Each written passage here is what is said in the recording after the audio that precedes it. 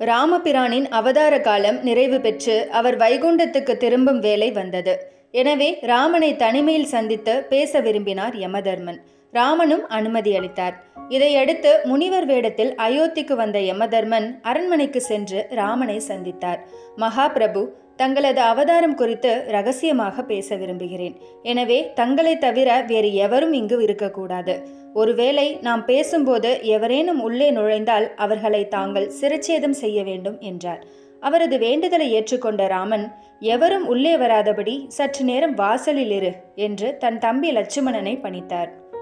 அதன்படி வாசலில் காவல் காத்து கொண்டிருந்தான் லட்சுமணன். சற்று நேரத்தில் அங்கு வந்து சேர்ந்தார் துர்வாச முனிவர். லட்சுமணன் அவரை வணங்கி வரவேற்றான். அவனிடம் ராமச்சந்திரனை உடனே பார்க்க வேண்டும் என்றார் துர்வாசர். லட்சுமணன் தர்ம சங்கடத்தில் நெளிந்தான். இப்போது உள்ளே அனுமதித்தால் துர்வாசர் சிரச்சேதம் செய்யப்படுவாரே என்று யோசித்த லட்சுமணன் அவரை ஆசனத்தில் அமரச் சொன்னான். அவ்வளவுதான். துர்வாசருக்கு கோபம் வந்துவிட்டது. நான் ஓய்வெடுப்பதற்காக இங்கு வரவில்லை. ராமனை இப்போதே பார்க்க வேண்டும். உள்ளே அனுமதிக்க முடியுமா முடியாதா என்று ஆவேசத்துடன் கேட்டார். சுவாமி, உள்ளே முக்கியமான ஒருவருடன் தேவ ரகசியம் பேசிக் கொண்டிருக்கிறார் ராமர். எப்போதும் அவருடனேயே இருக்கும் நானே வெளியில் நிற்கிறேன் என்றால் பாருங்களேன் என்று துர்வாசரின் கோபத்தை தணிக்கும் விதமாக பேசினான் லட்சுமணன். ஆனாலும் துர்வாசரது கோபம் தணியவில்லை. என்னை விடவும் முக்கியமானவரா?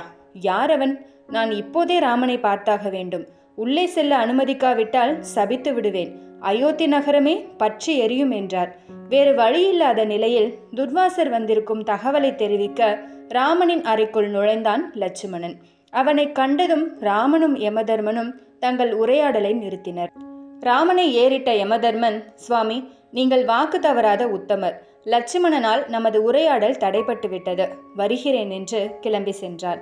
உயிருக்குயிரான தம்பியை சிரச்சேதம் செய்ய வேண்டுமா என கலங்கினார் ராமன். எனினும் அதை வெளிக்காட்டி கொள்ளாமல் துர்வாச முனிவரையும் சந்தித்து பேசி அவரை வழி அனுப்பி வைத்தார். அவர் சென்றதும் தம்பியை ஏறிட்ட ராமன் கண்ணீர் வடித்தார். எப்போதும் என்னுடன் இருக்கும் உன்னை நானே கொள்வதா? அது என்னால் இயலாத காரியம். அதே நேரம் வாக்கு தவறுவதும் அதர்மமாயிற்றே என்று புலம்பினார். செய்வதறியாமல் திகைத்த ராமன் குலகுருவான வசிஷ்டர் மற்றும் அமைச்சர்களை வரவழைத்து நடந்ததை விவரித்தார். தக்கதொரு தீர்வு சொல்லும்படி அவர்களிடம் வேண்டினார். ராமனை நன்கறிந்த வசிஷ்டர் பேச ஆரம்பித்தார். ராமா, வருந்தாதே. எந்த பாதகமும் இல்லாத ஒரு வழி சொல்கிறேன் கேள். நல்லவர்கள், நமது அன்புக்கு உரியவர்கள் மற்றும் உடன் பிறந்தோர் ஆகியோரை புறக்கணிப்பது அவர்களை கொல்வதற்கு சமம். எனவே நீ உன்னிடமிருந்து லட்சுமணனை விலக்கிவிடு என்று அறிவுறுத்தினார். அதை ஏற்று லட்சுமணனை நாடு கடத்துவதாக அறிவித்தார் ராமன்.